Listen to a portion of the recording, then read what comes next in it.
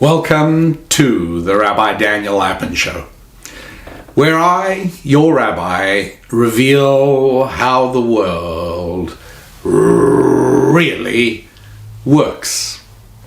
This is a service I provide for happy warriors all around the world, because happy warriors are those who take joy in confronting the challenges of life, meeting them head on, doing what they need to do when they need to do it, and becoming well-rounded personalities, developing at the same time their families, their finances, their faith, their friendships, and their physical fitness.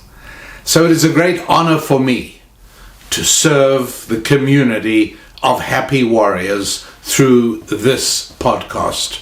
Thank you for being part of the show, and thank you all for spreading the word so effectively, because the growth of the show is a source of pride and pleasure to both me and to my wife, Susan Lapin.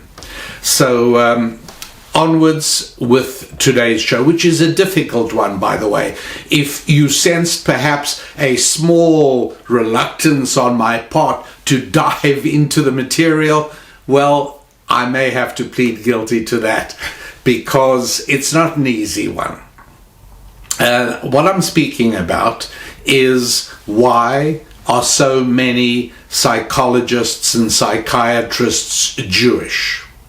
Now, this isn't the same as saying, oh, why is it that so many women's nail salons are operated by Vietnamese ladies? The answer to that one is simple. There was a period in which there was a large immigration to the United States from Vietnam, and there weren't a lot of the nail salon area wasn't saturated. It didn't require oppressive government regulations and licensing to get into that business, and so it made perfect sense. 100 years ago, women's nail salons were not run by Vietnamese ladies. In 50 years' time, I very much doubt they will be again, because all the daughters of those Vietnamese ladies are at Stanford and at Berkeley and at Harvard and at Yale, and they're not going to be going into the nail business, but for a period of time they did. But when I ask about psychiatry and psychology, I'm going back to the beginning of the field, and into the 19th century. And I'm speaking not only about the United States, but I'm speaking about Vienna, Austria, before World War II. I'm speaking about Europe after World War II. Talk about psychologists or psychiatrists, and they are disproportionately Jewish. As you can imagine, this is not an easy topic for me to talk about. But obviously, I believe that my job is to tell you the truth much more than it is my job to massage you with warm butter and to make you feel good, and for that matter to make myself feel good. When I deal with a subject on the podcast, it's usually something that has been something I've been working on, something I've been grappling with for a long time, and eventually it gets to the point where I'm ready to talk about it to you, the happy warrior, even though I may not be prepared yet to publish written material on it, but that's coming very soon as well. So why is this an important topic? Well, because a lot of side things are associated with it. For instance, when I started researching the literature on this topic, and I'm not the only person, obviously, to have noticed that Jews are very overrepresented in the fields of psychology and psychiatry. And by the way, that's not true in many other fields. I mean, there are medical specialties, many medical specialties, which Jews are not heavily represented in. Sports medicine for one, but there are plenty others. And there are also many fields and many activities. So it's not as if Jews are evenly and randomly distributed throughout the activities and careers and professions that people select. No. Psychiatry and psychology are heavily populated with people of Jewish ancestry. So that's, I thought, worth looking at. And also because it opens the door to a very important point. It's a point that I think most Jewish listeners to this show are somewhat familiar with, but I don't think many other people are familiar with. Based on the questions I get quite often, it seems clear to me that for a lot of people, what I'm about to say is largely unknown. What I'm about to say is that being Jewish is not any indicator of your religious proclivities. It should be, but it isn't. What do I mean by that? I mean that for many people, it's more tribalistic. You see, if somebody says they are a Christian, then that means that at a certain point in time, that person accepted a personal relationship with Jesus. That's what it means. But if somebody says they're Jewish, most times what they mean is they were born Jewish.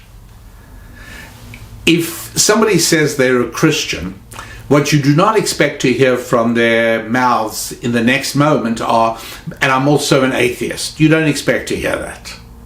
But with many people who are Jewish, those people will also tell you that they're an atheist.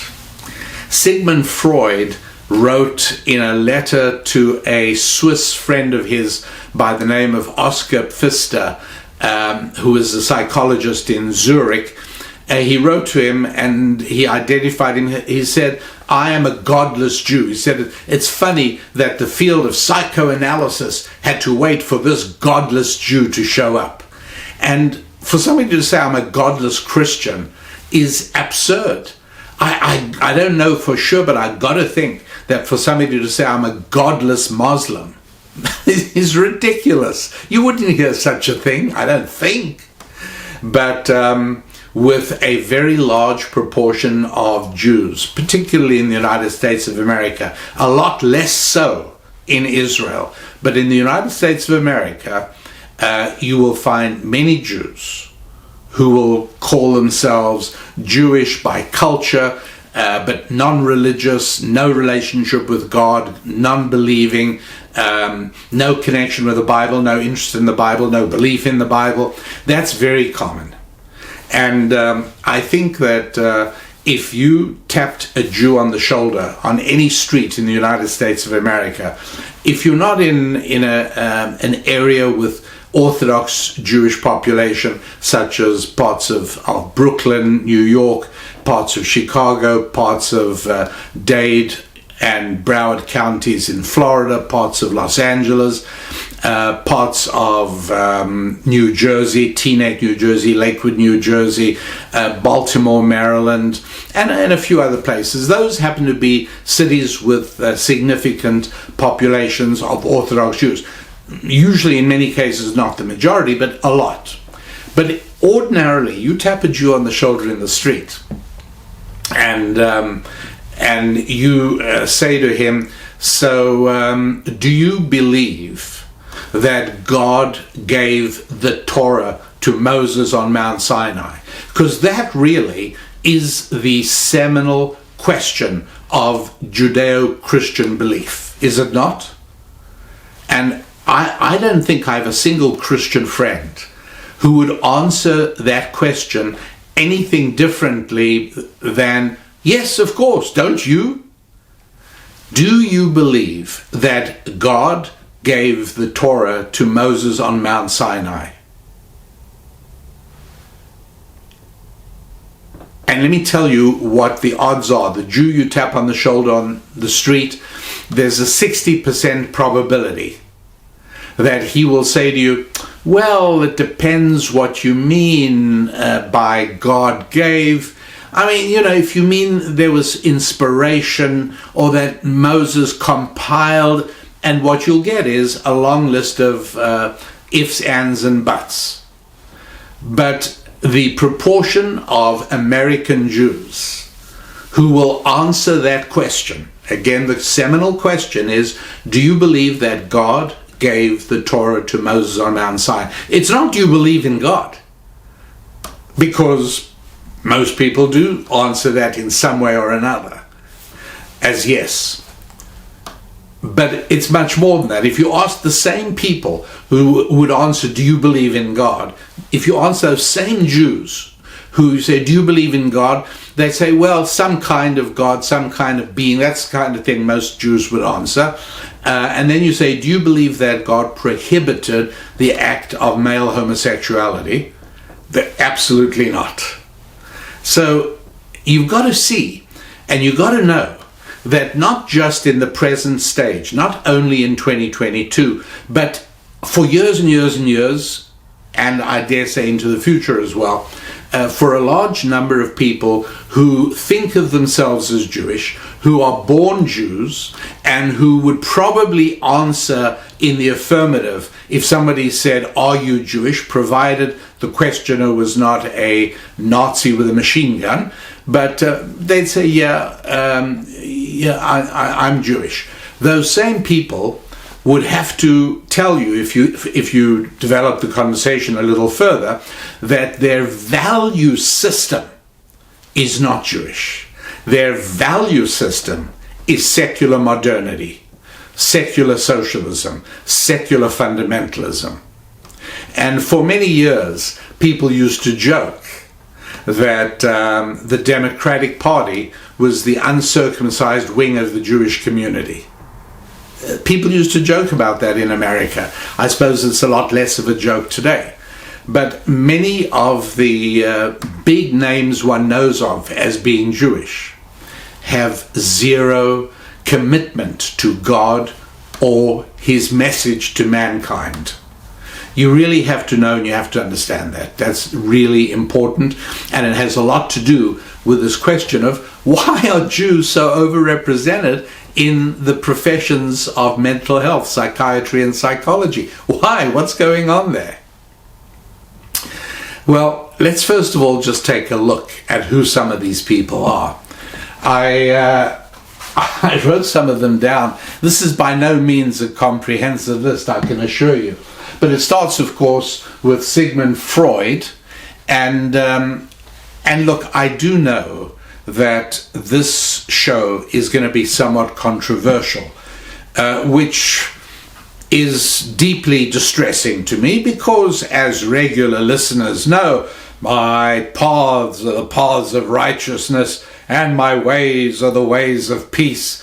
I shy away from being controversial. I don't ever want to say anything that makes people upset, because I think that people should go through life like tennis balls floating down a gutter. Not exactly, but I give you warning that what I'm about to tell you, much of what I'm about to tell you, will be contradicted by almost every university in the world. Not all, but almost every university in the world.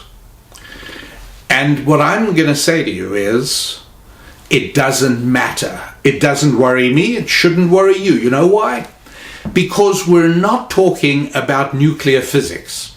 If we spoke about nuclear physics, I wouldn't say to you that, listen, I'm going to leave it to you to judge whether what I'm telling you is true or not, because most people are not familiar with nuclear physics. So you would feel a very legitimate need to find out whether the nuclear physics department at your local university thinks that Rabbi Daniel Lapin knows what he's talking about or is talking through his hat. If we're speaking about quantum mechanics, I can't say to you, look, you must use your own judgment. How can you use your judgment on quantum mechanics? I think the world of my happy warriors, but I also know that probably no more than a few percent of you are familiar with the field of quantum mechanics. And why should you be? It's not as if we're speaking about complex areas of biology where, again, you can't use your judgment. But when we talk about metaphysical areas, you can use your judgment, because nobody else is of necessity more expert than you. What do I mean by that? If we talk about the, shall we say, the ideal spacing between children when you build a family, do you think that you know less? Let's assume that you're a parent. Do you know less than a professor of biology at the local university? Do you think you know less than the professor of psychology at the local university? Why would you think that? How about if we're talking about relationships between parents and children, relationships between siblings? How about if we're talking about the nature of male-female relationships? Do you really need to be told by a professor at a university the truth about these things? No, because in metaphysical areas, ordinary human beings who are living life actively and passionately and meaningfully develop deep understandings of all of these things. You know, William Shakespeare, again, not everybody reads William Shakespeare, and I didn't get him until I was into my 30s. He made no sense to me at all. And then somebody helped me. But now I look, William Shakespeare didn't go to university. William Shakespeare did not have the benefit of modern science in any way whatsoever. For heaven's sake, he lived in the 16th century. What do you want? And yet, in metaphysical areas, in areas having to do with the human soul, having to do with human nature, above all human nature, having to do with relationships between parents and children, having to do with relationships between men and women, William Shakespeare is way ahead of the professor in the local university's Department of Psychology. He's much closer to where you are. As a happy warrior living life in real terms, you know about these things. You have a sense of human nature. You're honest. You recognize your weaknesses. You don't need confirmation from anybody outside. Unlike, if we were speaking about, let's talk about why the formula for gravitational attraction is very similar to the formula for electrostatic attraction, given that the two forces have nothing to do with one another. Now, at that point, you'd be perfectly legitimately justified in saying to yourself, I need to consult somebody who knows more than I do about these areas. Makes sense. But not about metaphysical areas. And I hope you're very clear. Things that have to do with human nature, things that have to do with basic human relationships, you are not only the equal of that university professor or that academic or that doctor, you may be ahead of him or her. Because if he or she is not married and you are already ahead of the game, because you've learned things about yourself and about your spouse and about human nature that that person probably does not know. So please use your judgment on the things we're going to be discussing, and evaluate them on the basis of your own knowledge and your own experience and even your own instincts. So we can take a look at some of these people. Sigmund Freud. Sigmund Freud made his one and only visit to the United States in 1909. He came to give a talk at Clark College in Worcester, Massachusetts. And he made no secret of the fact that he disliked America, disliked coming, but he liked the money he got for the lecture. I don't call him Sigmund Freud. I have to tell you, I call him Sigmund Fraud. I don't want to devote any lengthy portion of the limited time we have together right now to detailing the failures and frauds of Freud's life. But he was not an honest person. He lied about the treatment, he lied about the results. He was not a good person in any way. He had an incestuous relationship with his sister-in-law, adulterous and the guy was no good. He was not a good person. Say, all right, fine, maybe he wasn't a good person, but Richard Wagner, great musician, great composer. I think the lengthy 4-part ring cycle is extraordinary music. Rotten human being, a really, really, really rotten human being. So are we saying the same thing?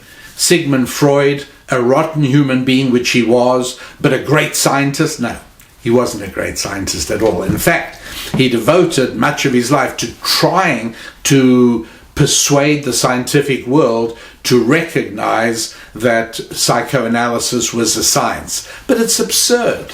I mean, to call that a science. There are a lot of things that we call sciences today which shouldn't be sciences.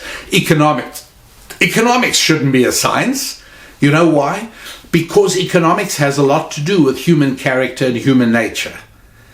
And so economists like to reduce everything to a scientific foundation.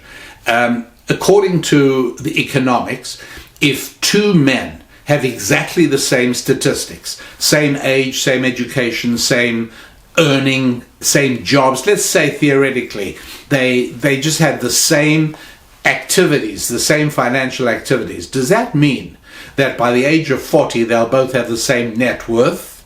Of course not.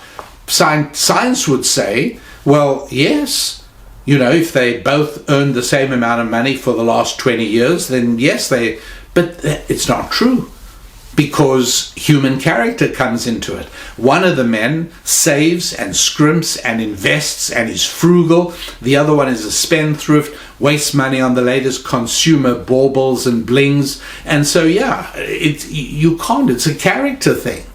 How one does financially has a lot to do with your character. It's not just a science. The idea of trying to turn the human being into the result of a scientific analysis doesn't work very well. Freud was a big fraud. Freud was a liar, he was a cheat, and nothing much good to say about the man, to tell you the honest truth. But Jewish he was. Now people have written, and I've seen papers written on, well, Freud's Jewish background helped him understand dreams. Complete unadulterated bilge water. Freud had zero Jewish background. He was tribalistically a Jew. He said, yes, I'm a Jew. But he's a godless Jew. There was no value system that came from Judaism, and that's really the defining characteristic. Whether your sense of good and evil flows from God and the Bible, or whether it flows from modern views, the latest pages of the latest issue of Psychology Today, or anywhere else. No. Where the value system comes from defines what your belief system really is. So he was, and that, by the way, is going to be central to everything else, because everyone I'm pointing out here is Jewish by tribe, Jewish by ethnic ancestry, but not in any way Jewish by belief or by values. And so Joseph Breuer was a Berlin physician who actually started the whole idea of being able to help people's psychoses and neuroses by talking to them. And Freud latched onto that and ran with it. Max Wertheimer, Kurt Kafka, Kurt Lewin, Kurt Goldstein. Kurt was a fairly common German term, and this is the Psychoanalytic Society of Vienna. A lot of these people were the founding members, and again, everyone here is Jewish. Hans Sachs, Max Eitingen, Alfred Adler, Erik Erikson, may have heard of him. If you haven't heard of him, you've probably heard of Erich Fromm, Otto Rank, Bruno Bettelheim, right? Fairly well-known psychologist. Joseph Jastrow. Now here it gets to be interesting because Joseph Jastrow was the son of Marcus Jastrow. And Marcus Jastrow wrote or created the dictionary of the Talmud Bavli, the Talmud Yerushalmi, Midrashic literature, and Targumim. And this was by Professor Marcus Jastrow. Professor Marcus Jastrow wrote what's today known as Jastrow's Dictionary. It's almost impossible to study the depths of ancient Jewish wisdom without referring to this. It's more than one volume, by the way. I'm only able to hold one volume at a time, but it's a multi-volume set, and it's Rabbi Marcus Jastrow's Dictionary. And Rabbi Marcus Jastrow had a son, and his name was Joseph Jastrow. And Joseph Jastrow became a psychologist. Have you heard of Noam Chomsky? Another Jewish psychologist. Religious? Noam Chomsky on his own will tell you himself he's an atheist, but very Jewish. He'll tell you how Jewish he is. Abraham Maslow, Maslow's order of hierarchies. Solomon Asch, very interesting psychologist, Jewish. Oliver Sacks, the author, psychologist, author, Jewish, and it goes on and on and on. Why? What's going on here? Well, I told you that the story of Joseph Jastrow gives us a little bit of a clue. So let me tell you about that. There was a movie made in 1981. And 1981. It was called The Chosen. And it might make a nice movie. It might interest you. If any of what we're talking about rings with you, then you might want to see The Chosen. It's based on a novel by Chaim Potok, a Canadian novelist, wrote a novel in 1967, 66 or 67, called The Chosen. And in 1981, they made a movie starring Maximilian Schell and Rod Steiger in two of the starring roles. What was the movie about? Oh, by the way, rather read the novel than watch the movie if you have a choice. The novel called The Chosen by Chaim Potok, P-O-T-O-K. And here's the story in a nutshell. Two young teenagers in Brooklyn in about 1944, towards the end, close to the end of World War II. One of them is part of they are both observant, they are both Orthodox, they are both God-fearing boys from God-fearing families, Bible-believing families, excepting Danny is from a Hasidic family. His father wears a beard, he has side locks, he wears a long black coat, and he's part of he's the rabbi of a Hasidic dynasty in Brooklyn. Reuven is the other boy, and he is also observant, and he's also follows the Torah, but he is more modern, so he dresses ordinarily like any other teenager. And these two boys are being taught Bible as they're going through high school. They're being taught the value system of Judaism, and it was assumed that Danny would take over from his father, the Hasidic Rabbi, and in due course he would become the head of that Hasidic dynasty, whereas Reuven was going to go on into some profession or another. Anyway, it turns out that Danny is an outstanding scholar of Judaism, but all he wants to do is become a psychologist. And as the story goes on, and there's a sequel to the story that Potok wrote called The Promise, the boys are young men now, and sure enough, Danny took off his side locks and didn't wear a beard, retained a relationship with his father, but didn't follow into the Hasidic dynasty, and he becomes a psychologist. Notice that I tell you the story following on how Rabbi Marcus Jastro's son became the psychologist Joseph Jastro. In other words, my friends, you want to know why so many Jews became psychologists and psychiatrists? The first thing to note is that they are all, virtually without exception, they are all secularized or atheistic Jews. Almost without exception, they are not Bible-believing or God-centric Jews at all. They are cultural, ethnic Jews, tribalistic Jews, if you like. I remember when Joseph Lieberman ran with Al Gore in the year 2000 for the presidency and were beaten by George W. Bush in a, you'll remember, very contested election. But many Jews were angry at me, but really angry at me, because I publicly announced that I would not only not vote for the Lieberman-Gore ticket, I was going to vote for the George W. Bush ticket. And they were mad. You're a Jew. How can you not vote for Lieberman? He'll be the very first Jewish vice president in all of history. Well, conceding for the moment that that's a good thing, which I don't think it is, the reason I wouldn't vote for him is because I'm not a tribalistic person.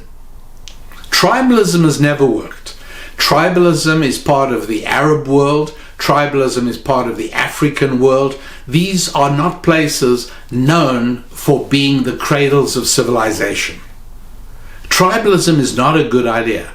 And the notion that I should vote for somebody because he's Jewish is pure tribalism.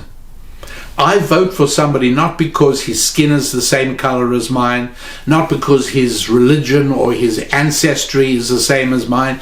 I vote for somebody whose value system is as close to mine as possible.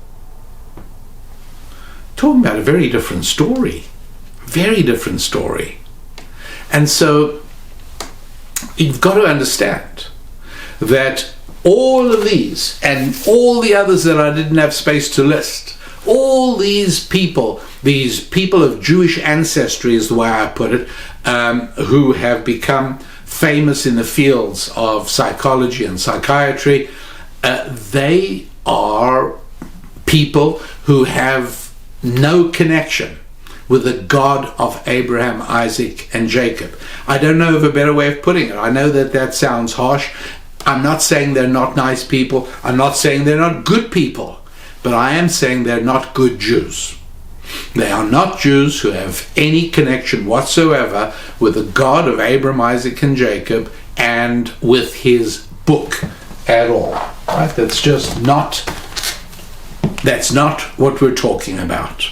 That's a big clue, because here's what's going on. The biggest mystery on the planet is the human being. One little fingernail is more astounding than the biggest factory the biggest nuclear power station, the biggest particle accelerator. The human being is the miracle of creation. The human being is astounding and inexplicable. And when we want to try and understand the human being, the latest science and technology tells us nothing. Go back 400 years to William Shakespeare, you will learn more about human nature than you will learn from the latest papers being published at your local university. If you want to know about human nature, look backwards. Ultimately, look here for the source. Now, what do we do about problems in human nature? Problems of the physical being, of the physical part of a human being, why that we understand. That's medicine, that's real medicine. That's right. I'm questioning whether these men practice real medicine. I don't think they do.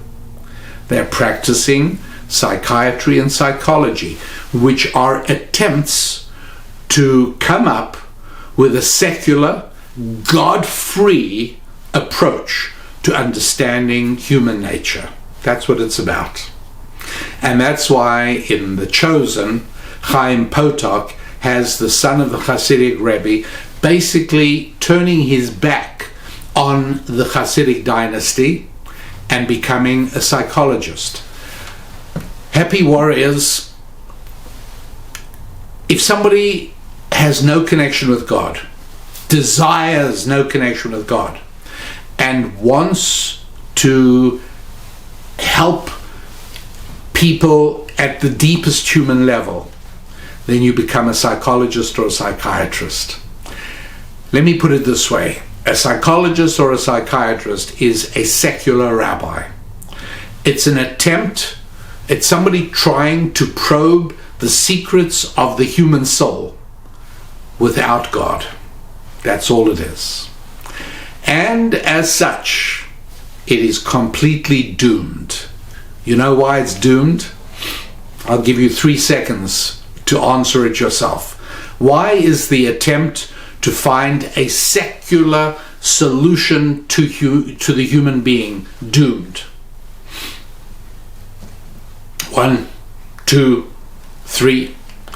Because we human beings are made up of 2 parts. There are 2 sides to us, the physical and the spiritual. And there is no way to say that either the physical or the spiritual is more important. We need both parts in order to function properly. As a matter of fact, the spiritual part often seems more important than the physical. What do I mean by that? Spiritual means something that cannot be measured in a laboratory. That's what spiritual means. Please don't confuse spiritual with holy, spiritual with religious, spiritual with godly, spiritual with virtue. No. Spiritual simply means something that cannot be measured in a lab.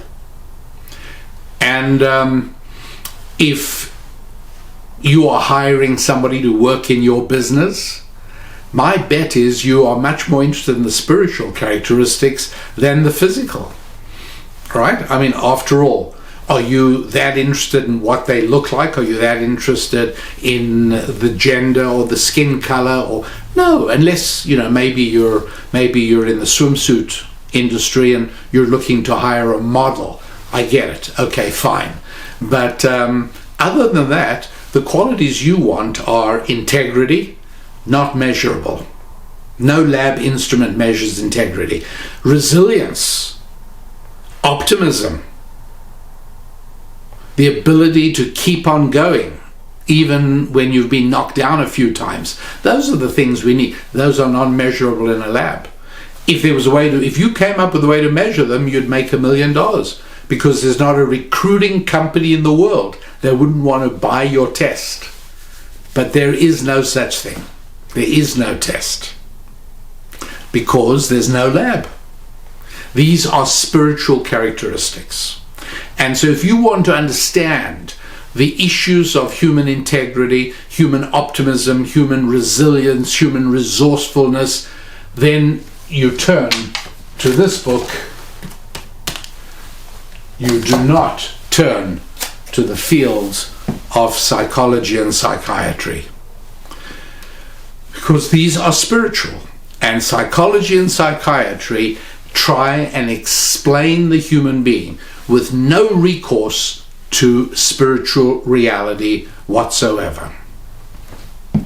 This is something that is so important that it is almost impossible for you to succeed, even at the things that you consider at first glance to be very important: your physical health, your family relationships, your finances. Even those three important things, you will never be able to be truly successful at them if you don't have an understanding of the spiritual dimension too. That's what's, I mean, you've heard of things like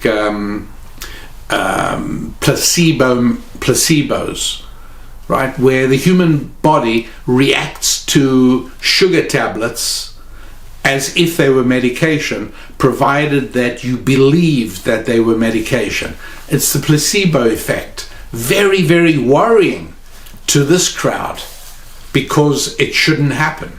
Because the human being should be nothing but a physical entity. Physical entity means it's an organic entity. Put in certain chemicals and certain things will happen. It's like a test tube.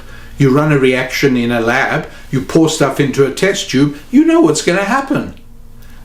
But a human being, you never know what's going to happen, because we're spiritual, not physical. And in day-to-day interactions, I mean, there are people who will sometimes injure their own interests because they feel insulted, right? You've come across that. Shakespeare writes about that. You understand it, but that makes no sense to this crowd. They can't deal with that idea, because why would anybody do that? And so they try to come up with explanations for that. And the explanations they come up with, I'll explain to you in just a moment. But in order to get a clearer picture of the spiritual and the physical, I want to recommend that if you haven't yet become a Happy Warrior member, you should do so. And you can even take out an annual membership, and you can have a special access membership, which will enable you to get access to huge amounts of material, written, audio, printed, video, that will help explain this. I'll give you an example. You've probably many times heard of the first sentence of the Bible, the first verse of the Bible. In the beginning, God created heaven and earth. Could have just said, in the beginning, God created everything, entirely, the universe. What is heaven? Well, that's the beginning of us being introduced to the idea of heaven and earth, the spiritual and the physical. It starts right there. But these are things that, as a Happy Warrior, you would have access to. And so I want to recommend that you visit the website, rabbidaniellapin.com, and delve into that and look for the Happy Warrior page and become part of our community of Happy Warriors, because that way you won't need to hear the basic stuff, because you'll have access to it right there. You won't need to ponder about mysteries that have baffled you for so long, because it's right there. It's all accessible to Happy Warrior members who have become part of our community of people who have special access to all the material. So please go to rabbidaniellapin.com and join us. Become part of the Happy Warrior community. And when you do that, you will be able to get a clearer grasp on the spiritual and the physical, because this is very fundamental to understanding yourself, your own motivations, your own urges and desires, all of that. Now, how does this crowd deal with it? Well, the way they deal with it is they speak about the subconscious. That was Uncle Sigmund Freud, who spent a lot of time on the subconscious. And the idea was that there are various things beneath the surface, things you don't know. It'll take Sigmund Freud to tell you what's in your subconscious and what causes it. And these things cause you to have feelings of guilt and repressiveness, and we're going to free you of that. It's interesting that ordinarily, if you go to a scientist, a doctor, and let's say you've got a problem with you, an infection of some sorts, you don't expect to be going to the same doctor for that infection 6 years later. They cure you. But if you go into one of these chaps and you go into psychoanalysis or you go into therapy, how long does that take to cure you? Usually never. Usually you just keep going and going and going and going. One of the things Freud lied about was the fact, he's cured people. Well, didn't quite work out that way. And so the idea in the fields of psychiatry and psychology are that you've got these forces in you that are battling you, and that you've got to free and liberate so that you don't, all of that. The truth is that we are physical and spiritual. And the truth is that inside in each and every one of us, there is a tug towards that which makes us less. A tug towards the lazy, the indolent, the lethargic, the indulgent. But there's also another part of us that pulls us upwards. In other words, each and every one of us has a part that pulls us downwards and a part that pulls us upwards. And each and every one of us are in a struggle all the time. On the one hand, we want to become better husbands, better fathers, better brothers and sisters, better siblings, better children. We want to become better friends, better business associates. We want to become better in every way. But at the same time, there's a part that's tugging us in the wrong direction. And we battle with that. There's a principle which, again, you can get from Shakespeare, but you can also get it from in your own head. You know this. And that is that every time you win a victory, every time you deny yourself another chocolate cream eclair because you're on a diet, you make it a little easier to stick to the diet next time. Every time you go to the gym and you work out, it's a little easier to do it the next day. And conversely, every time you yield, every time you indulge yourself, it becomes harder to resist the next time. These things are called habits, and eventually they can even become addictions. How are you supposed to solve these things? And the answer is, you have to recognize the spiritual dimension. There is a pull towards sin, but there's also a pull towards the boss. There's a pull towards God. And ultimately, our ability to overcome the downward pull, our ability to become better people, is assisted by a connection with God, who, as it were, helps give us a pull upwards and helps us overcome the negativity. In these guys' worldview, there is no God. And so there is no way to get any help other than, well, through them, of course.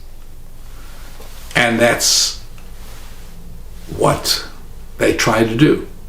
Very often promoting the very disease that they claim to cure. Because after all, what is mental illness? and anxiety of some kind, brought about by what? Well, brought about, let me tell it to you how it is. And again, if you're an ordinary Western educated person, you are going to shudder with revulsion at what I'm going to say. But mental problems, mental stress usually comes from sin. Old-fashioned, I know, but it does. In other words, doing the wrong thing. Because every time we do something that we know to be wrong, it becomes a little easier to do it the next time, and a little harder to resist and do it again the time after that. Pretty soon it becomes built into us. It becomes our second nature. And yet we know that it's no good. That's right. That's part of where it starts. One can choose to move in one direction or the other. In one direction, and it's not an easy direction, life isn't easy, it's a direction upwards towards God, it's a direction towards doing the right thing, it's towards becoming a better person. But then we can also let it slide and we can go the other way. And it might at first seem delightful because there's no rules. Whatever you feel like doing, do. And if you feel bad about it, well, one of these chaps will help you, because there's no reason to feel bad about doing the wrong thing, because there's no right and wrong. That is really one of the main differences. And so what do? It's so easy to slide into doing the wrong thing. And then with that comes mental stress and anxiety that can easily be diagnosed as a mental disease. But mental diseases have to be solved spiritually because they are spiritual. Physical disease is different. Physical disease can be measured in a laboratory. You take a thermometer, you measure your temperature, hey, you got a fever. But there's no instrument to tell you whether you have a mental disease. Only one of these guys will tell you that. But you know yourself if you're feeling mental stress and you sometimes feel you're going crazy with it. Search the catalog of sin. Find out what it is that you've allowed to become part of your nature that is causing it.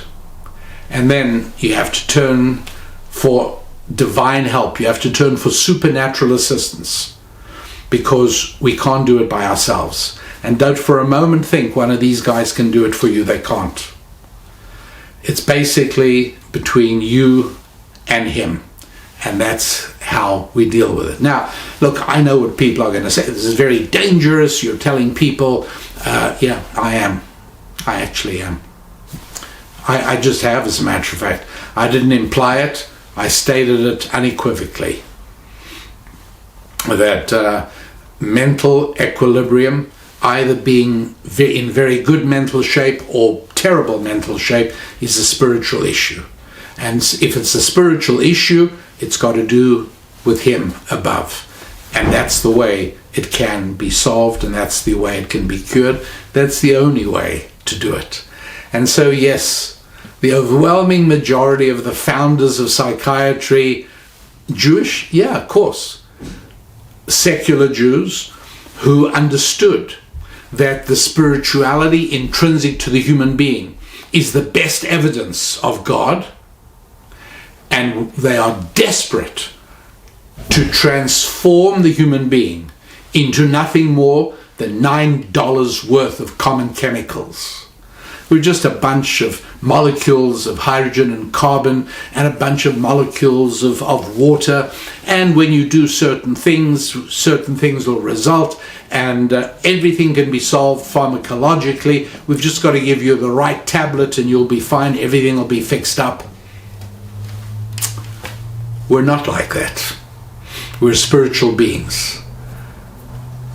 But if you are a Jew and you're a secular Jew, and you want to validate your secular view of the world, one of the best things to do is to become a psychologist or a psychiatrist and try and work at developing a coherent model of the human being that doesn't depend on God and that has no spiritual dimension.